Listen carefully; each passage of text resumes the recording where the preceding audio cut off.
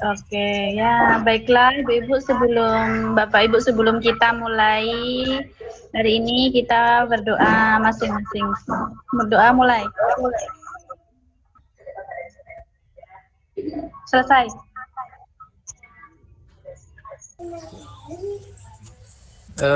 Baik Bapak Ibu, Assalamualaikum warahmatullahi wabarakatuh. Apa kabar Bapak Ibu hari ini? Mudah-mudahan tetap sehat, tetap semangat menjalankan aktivitas hari ini.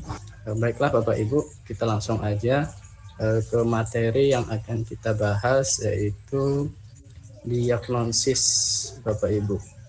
Nanti kita coba paparkan, bisa Bapak Ibu lihat di layar. Mau konfusion di.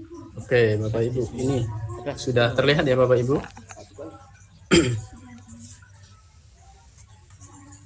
Bisa dilihat Bapak Ibu? Bisa Pak. Halo? Bisa. Ya, Oke, bisa Pak. baik Bapak Ibu. Oke, baik Bapak Ibu. Seperti yang sudah di video yang tadi saya paparkan, itulah gunanya yang akan kita bahas, yaitu asesmen diagnostik, ataupun kalau dalam kedokteran itu diagnosis. Diagnosis itu melihat kenapa sih, kalau dalam kedokteran itu kenapa sih ada penyakit, kenapa sih penyakit itu ada, terus bisa setelah ketahuan kenapa baru mencari obatnya kalau dalam kedokteran. Tapi kalau dalam kita guru itu mencari kendala apa sih kok bisa anak itu bisa hadir telat berangkatnya, yang terakhir sendiri gitu ya. Itu gunanya diagnosis itu yang pertama, tapi masih banyak gunanya diagnosis Bapak Ibu. Coba di sini, nah ini Bapak Ibu, di sini aja ada tujuan asesmen diagnosis. Nah Bapak Ibu bisa dilihat secara umum sesuai namanya, asesmen diagnosis bertujuan untuk mendiagnosis kemampuan dasar siswa dengan mengetahui kondisi awal siswa gitu Bapak Ibu. Seperti video yang tadi Bapak Ibu, kita nggak boleh melihat dari salah satu pihak saja, tapi kita harus melihat ke kenapa sih sebabnya gitu, maksudnya jangan langsung marah-marah ataupun ya itu marah-marah atau dan sebagainya, tapi kita lihat dulu sebabnya kenapa gitu Bapak Ibu. Oke. Asesmen diagnostik terbagi menjadi asesmen diagnostik non kognitif dan asesmen diagnostik kognitif. Yang sering Bapak Ibu lakukan biasanya, kita setiap pembelajaran itu yang sering dilakukan yaitu diagnostik kognitif, yaitu menyangkut capaian siswa saja, tapi yang kognitif non kognitifnya itu jarang. Untuk di sini pembelajaran sekolah penggerak itu harus diwajib itu menggunakan non kognitifnya Bapak Ibu. Tujuan dari masing-masing asesmen diagnostik adalah sebagai berikut. Yang ini Bapak Ibu, ini non kognitifnya mengetahui kesejahteraan psikologi dan sosial emosi siswa Bapak Ibu. Yang kedua, mengetahui aktivitas selama belajar di rumah. Bagaimana dia di rumah, apakah dia belajarnya senang ataupun kurang didukung oleh keluarganya atau gimana gitu. Yang ketiga, mengetahui kondisi keluarganya, itu kondisinya seperti apa, seperti video tadi Bapak Ibu, kita harus tahu dulu kondisinya gimana, jangan langsung kita marah-marah, kita langsung mengejas dia itu seperti ini seperti itu gitu ya Bapak Ibu. Selanjutnya, mengetahui latar belakang pergaulan. Ini yang harus dilakukan Bapak Ibu sebelum melakukan kegiatan belajar. Yang selanjutnya, mengetahui gaya belajar dan karakter serta minat siswa. Nah ini Bapak Ibu sesuai dengan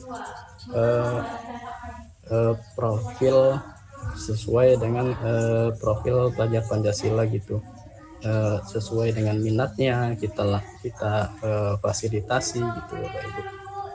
Selanjutnya yang kognitif, kita mengidentifikasi capaian pembelajaran siswa. Yang kedua, menyesuaikan pembelajaran di kelas dengan kompetensi rata-rata siswa, memberikan kelas remedial ataupun pelajaran tambahan kepada siswa yang kompetensinya di bawah rata-rata. Kalau yang kognitif, ini saya yakin Bapak Ibu sudah melaksanakannya setiap pembelajaran yang biasanya dalam akhir pembelajaran itu dikasih kuis atau tes atau apa yang secara tertulis ya Bapak Ibu. Oke Bapak Ibu, kita lanjut. Nah, di sini Bapak Ibu, asesmen diagnostik non kognitif. Asesmen diagnostik non kognitif di awal pembelajaran dilakukan untuk menggali hal-hal seperti berikut Bapak Ibu. Di sini kesejahteraan psikologi dan sosial emosi siswa yang pertama, dan kedua aktivitas siswa selama belajar di rumah, dan ketiga kondisi keluarga dan pergaulan siswa, yang keempat gaya belajar, karakter serta minat siswa ya Bapak Ibu. Seperti profil pelajar Pancasila ataupun sekolah penggerak itu menekankan kepada minat siswa yang harus kita dukung, harus kita gali, kita cari, kita dikasih motivasi agar minat tersebut dapat tersalurkan secara baik dan tepat gitu Bapak Ibu. Terus tahapan pelaksanaan asesmen diagnostik non kognitif itu seperti ini Bapak Ibu. Yang pertama itu persiapan kita mungkin dengan siapkan pertanyaan yang menyangkut dengan kondisi siswa selama di rumah atau selama belajar di kelas, bisa itu Bapak Ibu. Yang kedua langsung pelaksanaannya. Yang ketiga ini yang penting Bapak Ibu, kita tindak lanjuti supaya kejadian-kejadian seperti itu kita tidak terulang kembali Bapak Ibu ya. Oke Bapak Ibu, selanjutnya asesmen diagnostik non kognitif. Contoh kegiatan persiapan seperti ini Bapak Ibu. Siapkan alat bantu berupa gambar-gambar emosi, misalnya lagi senang, lagi sedih, lagi gembira, lagi murung ataupun apa gitu. Terus siapkan pertanyaan juga Bapak Ibu, seperti yang tadi saya katakan, apa yang sedang kamu rasakan pada saat ini gitu. Terus yang kedua, bagaimana perasaanmu saat belajar di rumah. Ini contohnya Bapak Ibu, tapi bisa dikembangkan kembali sesuai dengan kebutuhan ataupun yang ingin digali oleh Bapak Ibu. Terus yang kedua, buat daftar pertanyaan kunci mengenai aktivitas siswa. Seperti ini contohnya pertanyaannya. Siapkan pertanyaan kunci seperti berikut. Apa saja kegiatanmu selama belajar di rumah? Kegiatannya apa?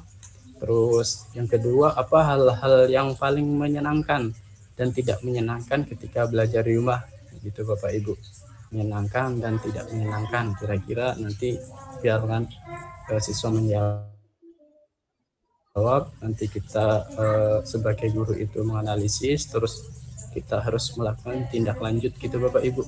Yang ketiga, apa harapanmu, harapan anak-anak maksudnya ketika belajar di rumah ataupun ketika belajar di sekolah, ataupun harapan fasilitas yang dimiliki oleh sekolah ataupun harapan kepada gurunya belajarnya itu seperti apa yang diinginkan gitu Bapak Ibu ya.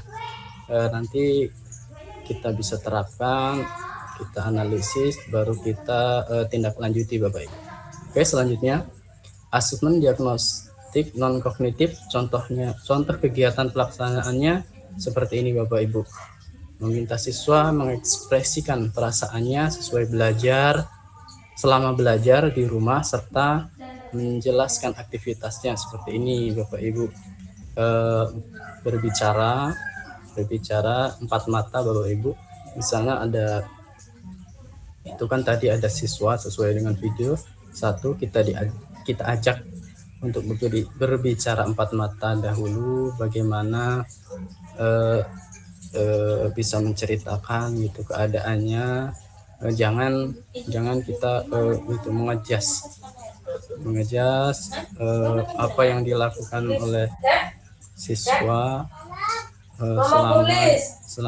selama dia tidak masuk, selama dia kenapa dia tidak masuk, itu harus kita cari tahu dulu.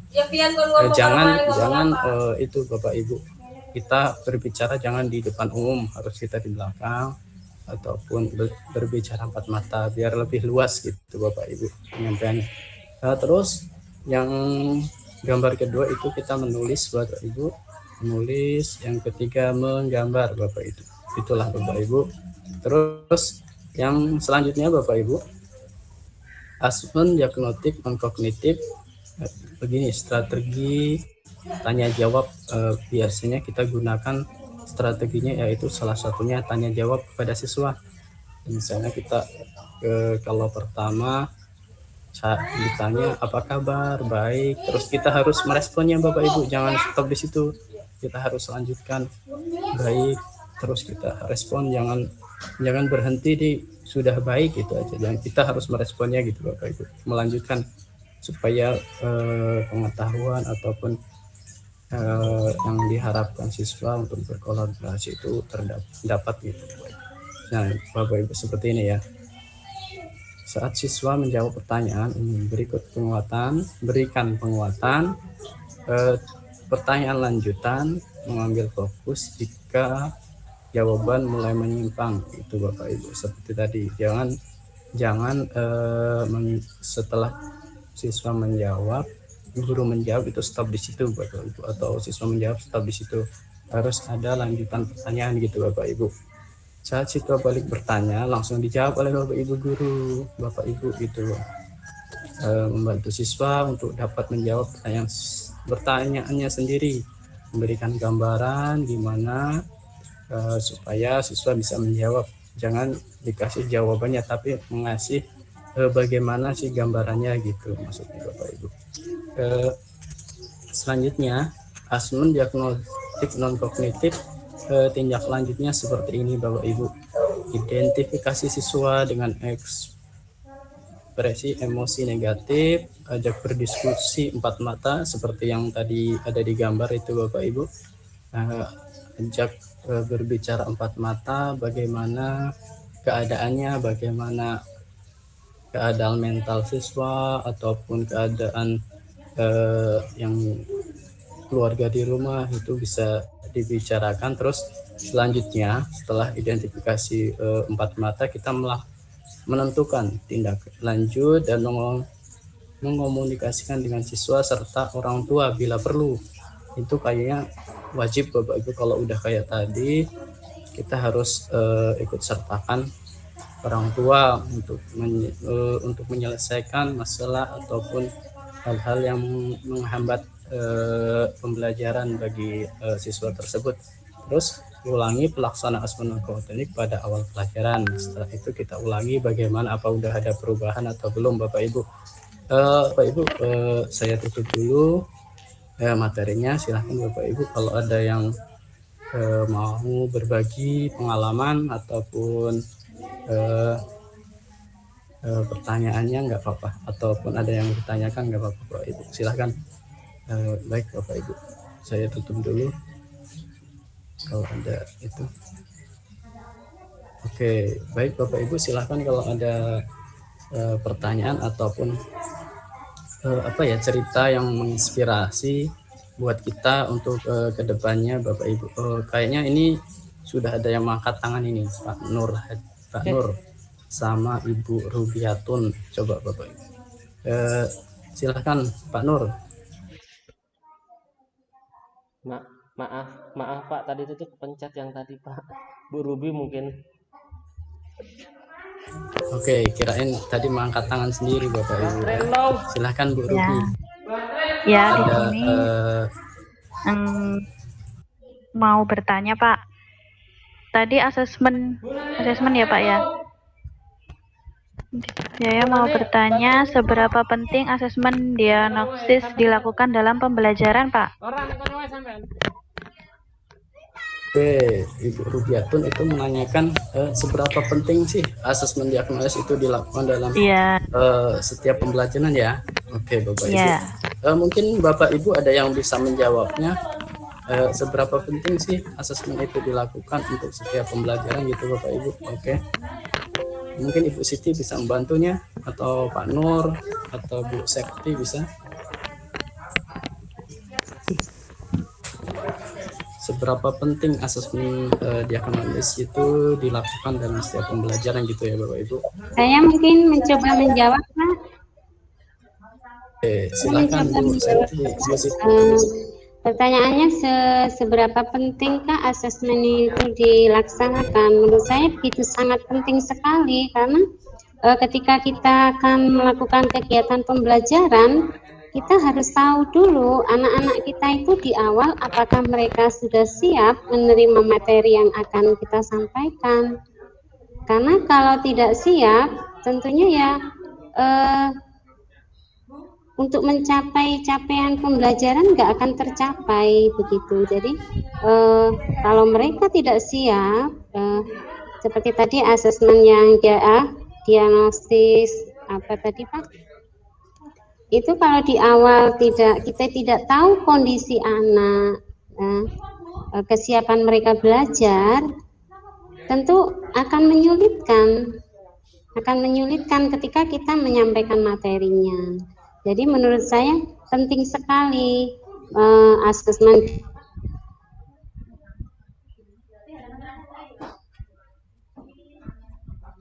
saya sangat mendukung sekali ketika proses pembelajaran dan di dalam proses pembelajaran itu akan apa yang akan kita capai. Kalau itu tidak kita lakukan, menurut saya kurang maksimal Pak kegiatan pembelajaran kita yang kita lakukan. Itu saja mungkin Pak, maaf kalau kurang berkenan. Oke, terima kasih Bu Siti, itu sudah sangat membantu ataupun jawabannya sudah tepat Bapak Ibu. Silahkan Bapak Ibu kalau ada yang menanggapi lagi, itu Bu Septi kayaknya angkat tangan. Silahkan Bu Septi. Ya, terima kasih Pak Tian. Saya hanya menambahkan sedikit dari Bu Siti Aminah tadi. Tepat yang diungkapkan oleh Bu Siti Aminah, bahwa sebenarnya dengan melakukan asesmen maka kita dapat mengukur secara spesifik kendala-kendala yang ada pada anak-anak itu pribadinya. Misalnya si A punya kekurangan ini, si B punya kekurangan ini. Dengan begitu pembelajaran yang kita lakukan itu dapat tepat sasaran dan lebih terukur. Terima kasih. Ya, terima kasih Ibu Septi. Baiklah Bapak Ibu, apa yang dikatakan sama Ibu Siti, Ibu Septi itu Ibu, seberapa penting sih? Itu sangat penting Bapak Ibu, karena sebelum kita melakukan kerja kita harus melakukan diagnosis dulu supaya kita mengetahui dasar. Sebelum kita melakukan pelajaran kita tahu dulu seberapa sih dia capaian pembelajarannya sebelum kita melakukan penyampaian materinya gitu Bapak Ibu, supaya kita bisa mendapatkan apakah apa yang kita sampaikan itu bisa diterima dengan baik, bisa diterima ataupun bisa dipahami dengan baik. Itu yang mesti kita yang mesti kita tekankan Bapak Ibu, apakah pembelajaran kita bisa diterima ataupun bisa mudah dipahami. Itu kan kita harus ada diagnosis pertama sampai diagnosis setelah kita melaksanakan pembelajaran Bapak Ibu. Oke Bapak Ibu, mungkin sampai di sini saja pembelajaran kita hari ini. Apabila ada yang kurang tepat, kurang baik, kurang berkenan, saya mohon maaf Bapak Ibu. Silahkan Bapak Ibu kalau yang bertugas menutup doa, menutup pembelajaran untuk berdoa, silahkan. Siapa tugasnya hari ini? Saya Pak. Oke, silahkan Ibu Sakti untuk menutup pembelajaran kita pada siang hari ini. Oke, silahkan. Baik Bapak Ibu, Untuk menutup kegiatan kita hari ini, marilah kita bersama-sama berdoa menurut agama dan kepercayaan kita masing-masing. Berdoa dimulai. Berdoa selesai. Terima kasih Bapak Ibu semuanya. Mudah-mudahan dalam pertemuan kita selanjutnya kita dalam selalu diberikan kesehatan. Untuk pembelajaran hari ini saya tutup Bapak Ibu. Mohon maaf ya sebelumnya. Assalamualaikum warahmatullahi wabarakatuh. Terima kasih Bapak Ibu. Waalaikumsalam warahmatullahi wabarakatuh. Waalaikumsalam warahmatullahi wabarakatuh. Terima kasih Pak Tian. Bu, sama-sama.